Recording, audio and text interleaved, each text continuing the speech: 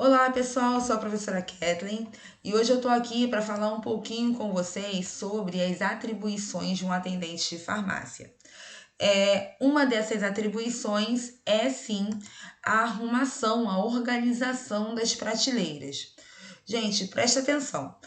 Se eu trabalho no local, é muito importante que eu organize aquele local que eu trabalho. Porque imagina, se eu contrato uma pessoa para organizar, a pessoa vai lá, organiza do jeito que ela acha melhor. Aí depois eu vou trabalhar naquele local, eu não vou saber onde está nada, eu não vou saber onde está os medicamentos antibióticos, os anti-inflamatórios, não vou saber como ela organizou. Então é importante essa organização, essa arrumação de prateleiras, até mesmo para manter o local limpo, para você verificar os prazos de validade, porque quando você está organizando, você está verificando os prazos de validade e para você dispensar melhor os medicamentos para o seu cliente, porque imagina só, um cliente chega para comprar um medicamento com você. Um cliente que vai até a farmácia, ele já não vai assim tão bem, porque geralmente ele tá doente ou tem alguém da família dele doente e ele já tá estressado com aquilo tudo. Aí, na hora de entregar um medicamento, de dispensar um medicamento, o auxiliar de farmácia, ele vai lá e fica procurando, caçando, porque ele não sabe onde está, porque não foi ele que organizou e quem organizou não seguiu o procedimento operacional padrão do local, porque todos os locais precisam ter um procedimento operacional padrão para que todos organizem, todos façam da mesma maneira. Então, a organização vai ser muito importante para a rotina de um atendente, para a rotina do atendimento. Imagina você como cliente chegar no local, perguntar onde está determinada coisa e a pessoa não saber te explicar. A gente fica com um pezinho atrás, né? Porque imagina, a pessoa que tá com aquela blusa, a famosa blusa, posso ajudar, você pede ajuda e ela não sabe te ajudar. É complicado. Então, o auxiliar, o atendente, ele precisa entender que ele é a ponte entre o cliente e os medicamentos e os produtos da farmácia. Então, é ele que vai fazer essa ponte e o óbvio precisa ser dito. É algo que eu sempre falo. O óbvio precisa ser dito. Ah, mas é uma coisa muito simples, está logo ali. Mas o cliente não sabe. O cliente não sabe, você, como auxiliar, como atendente, como o braço do farmacêutico, você vai passar essas orientações e vai auxiliar ele nessa compra, vai auxiliar ele nessa durante a dispensação, até mesmo auxiliando na questão de tomar o medicamento, a maneira correta. Isso é interessante, isso é importante, faz parte da nossa postura ética e profissional como auxiliar de farmácia. E aí, só para vocês terem noção, cada farmácia ela pode organizar da sua maneira, mas a maioria das farmácias elas organizam os medicamentos em ordem alfabética e elas colocam o medicamento genérico, o medicamento ético e o medicamento similar. Então elas separam medicamento similar de A a Z, medicamento ético de A a Z, medicamento genérico de A a Z. Eles colocam em ordem alfabética e de acordo com os tipos de medicamento, se é genérico, se é ético ou se é similar. Medicamentos mais comercializados. O que acontece? Nós temos aí anti-inflamatórios, analgésicos, antitérmicos, antipertensivos, medicamentos tarja preta, anticonvulsivantes, benzodiazepínicos, ansiolíticos. Esses medicamentos, eles vão ter uma ordem de organização. O que acontece? Todo medicamento que tem a tarja vermelha são medicamentos que ficam atrás do balcão, deveriam ficar atrás do balcão, porque vem escrito assim: venda sob prescrição médica. Medicamento tarja preta, eles ficam armazenados no armário fechado, de acesso restrito, lá no interior da farmácia. E nós temos também os medicamentos que nós consideramos medicamentos MIPs, que são aqueles medicamentos que podem ficar atrás do balcão ou pode ficar na frente do balcão, porque são medicamentos que não têm tarja, não tem tarja vermelha nem tarja preta. Eles só vão ter a tarja, ou vão ser sem tarja, ou vão ter a tarja amarela, que é a tarja dizendo que ele é genérico.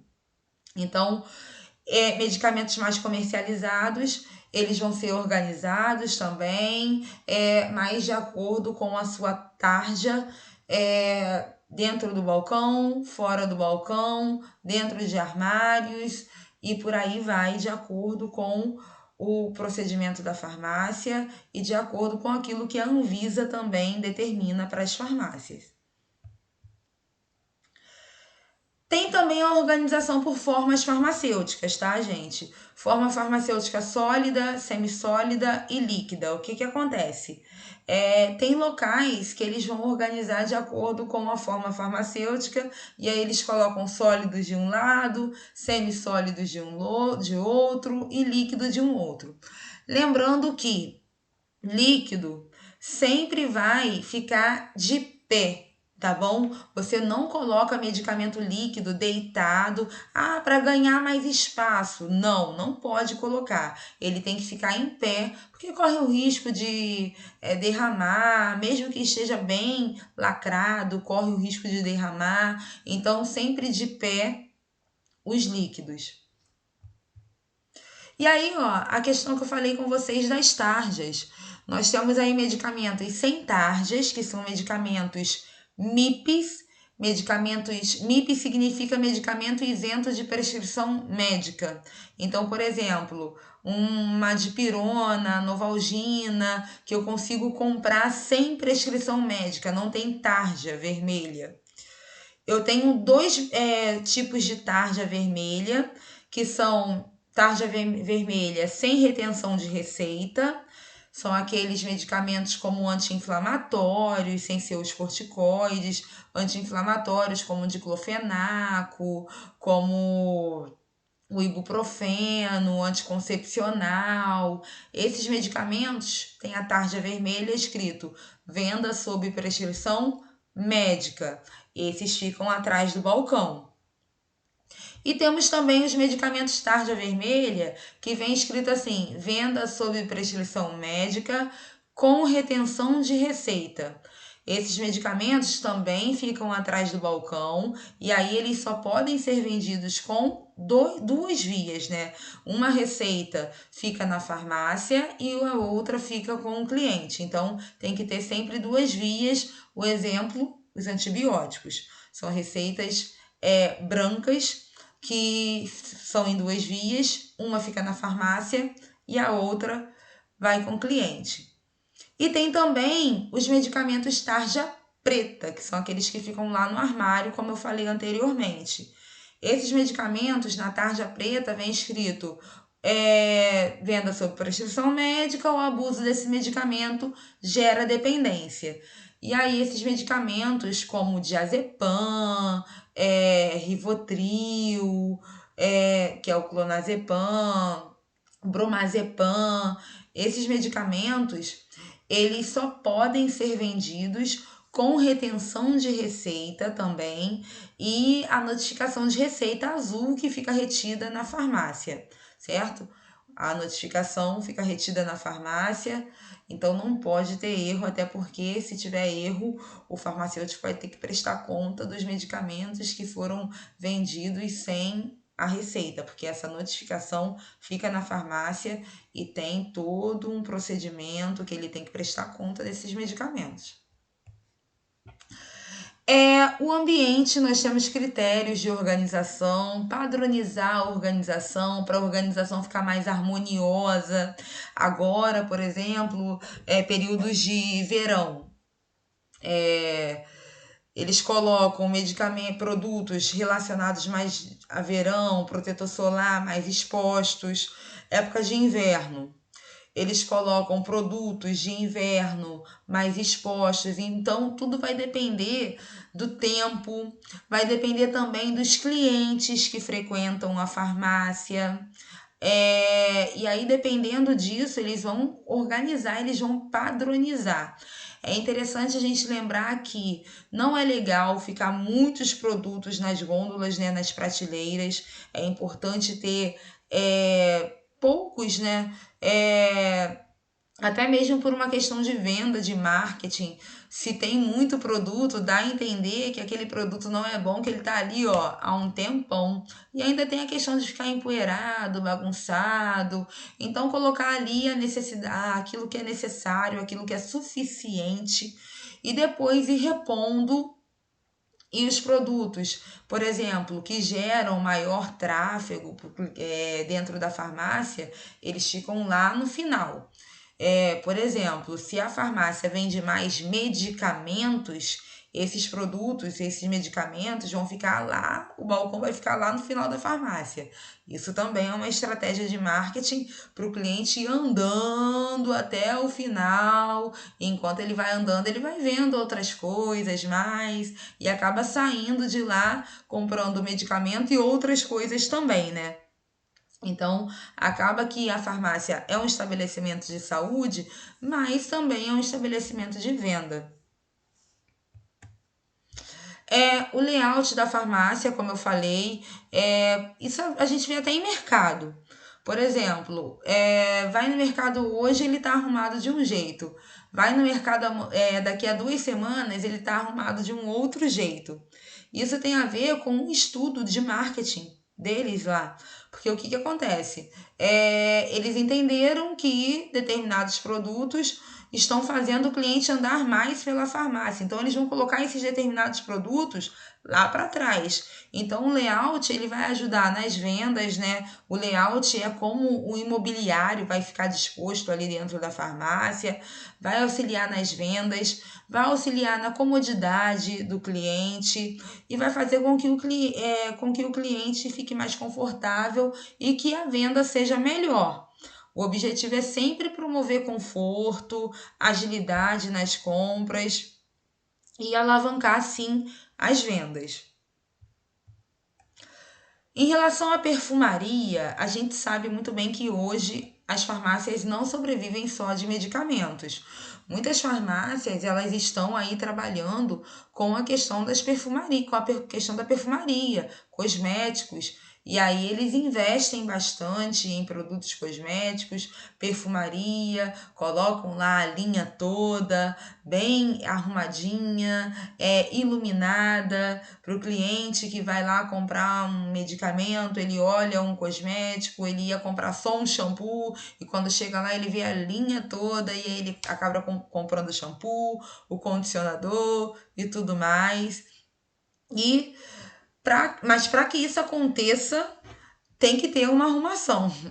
Tem que estar organizado. Se não tiver organizado, por exemplo, nessa figura aí, eu não sei se está dando para vocês verem bem, mas nessa figura eles colocaram assim a linha toda de determinado cosmético, porque a pessoa vai comprar um shampoo, aí ela olha, vê o condicionador, vê o creme de pentear, ela sai comprando tudo. E aí ela acaba levando a linha toda. Isso tem a ver também com as vendas. Além de levar o medicamento, ela vai levar o produto cosmético, até porque hoje tem farmácias que não sobrevivem só da venda de medicamentos. Elas precisam sim de vender cosméticos, de ter lá a venda de cosméticos. Claro que todos esses com o selo lá, com o MS da Anvisa, número do Ministério da Saúde, da Anvisa. Todos os produtos que são vendidos na farmácia tem que ter lá a numeração da Anvisa. Se não tiver, a gente tem que ficar de olho. Os critérios da organização, você colocar sempre produtos em quantidades não muito grande, tem a questão de colocar preços também nos produtos de maneira adequada para que não haja problema, produtos bem expostos, 85% dos nossos consumidores, eles vão para comprar determinada coisa, mas quando eles chegam lá, eles acabam comprando outras coisas também, porque eles veem tudo muito bem arrumado, tudo bem, muito bem iluminado e acabam comprando. Então, olha aí, mais uma vantagem, né, de ter um local organizado. Além de você trabalhar melhor, né, no local organizado. Então é interessante. Aí nós temos duas gôndolas, uma muito bem arrumada e outra não tão bem arrumada assim, né? Isso, quando não está bem arrumado, acaba fazendo com que o cliente não volte. Ele não acha o que ele quer ali, ele não volte. E eu tô falando isso, vocês podem achar que eu estou falando só de produtos cosméticos, mas não. Tem os medicamentos MIPs, que são os isentos de prescrição médica, e eles ficam fora do balcão muitas das vezes, e eles precisam estar bem organizados. Algumas farmácias, inclusive, elas fazem o seguinte: elas colocam uma parte dos MIPs, né? Elas colocam na frente do balcão e elas colocam assim: antigripais, antihistamínicos, digestivos. Elas vão separando por classes para que o cliente consiga entender o que está ali. Ó, aqui tem os medicamentos para gripe, aqui tem os medicamentos para alergia, aqui tem os medicamentos para, enfim, medicamentos digestivos para problemas digestórios, antiácidos, por exemplo.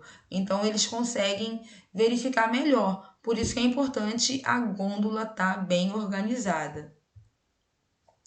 Critérios de organização, como eu falei, tem a organização dentro do balcão, fora do balcão, e tem uma organização, uma arrumação, que a gente diz que é arrumação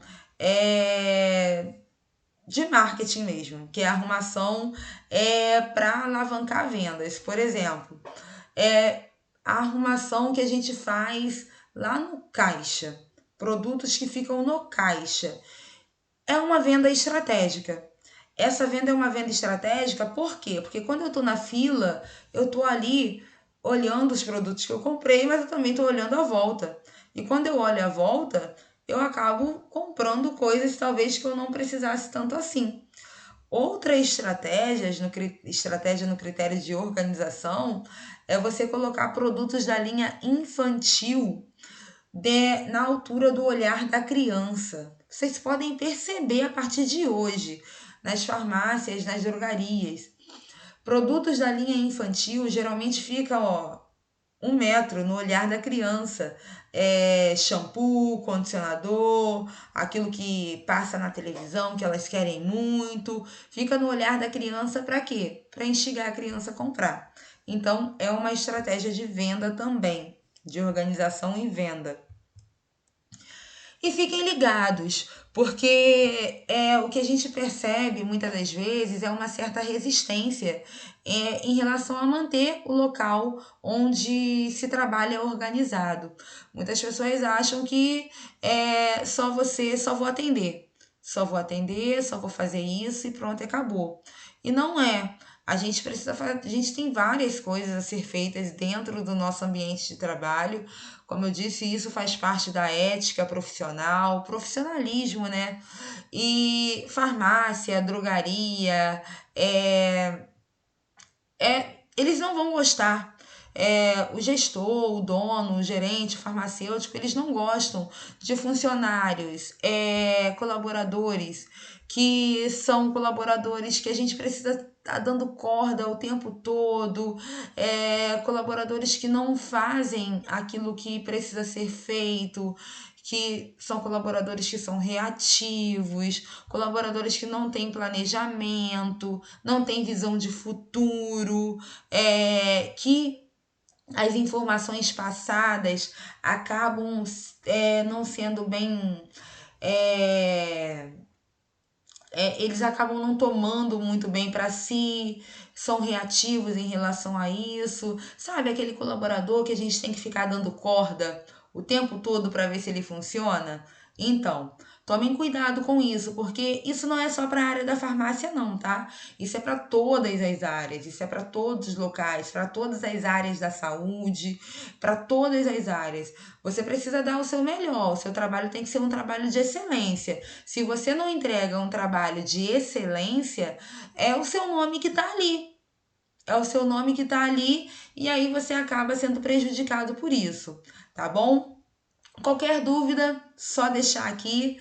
É importante entendermos essa questão de organização, entendermos essa questão de sermos éticos e profissionais dentro do nosso ambiente. Muitas das vezes vão precisar de pessoas proativas, pessoas que façam a mais, né, do que é proposto. Eu não posso simplesmente terminar o meu trabalho, terminei de fazer. Se tem um colega que está precisando de ajuda e ele está atarefado, nossa, nós somos uma equipe, então nós vamos ajudar. Então é importante. Colaborador desmotivado, ele não permanece na empresa. Por mais técnico que ele seja, ele não permanece. Ele acaba saindo. Então, vamos ter cuidado e vamos fazer o nosso melhor, né? Dentro daquilo que a gente quer, se for a área da saúde que você quer, tô com você. Mais informações, dúvidas, coloca aqui que a gente vai tirando as informações, vai tirando as dúvidas, na verdade, vai passando as informações para que o trabalho seja um trabalho leve, seja um trabalho cada vez melhor, tá certo? Beijos, até a próxima. Tchau, tchau.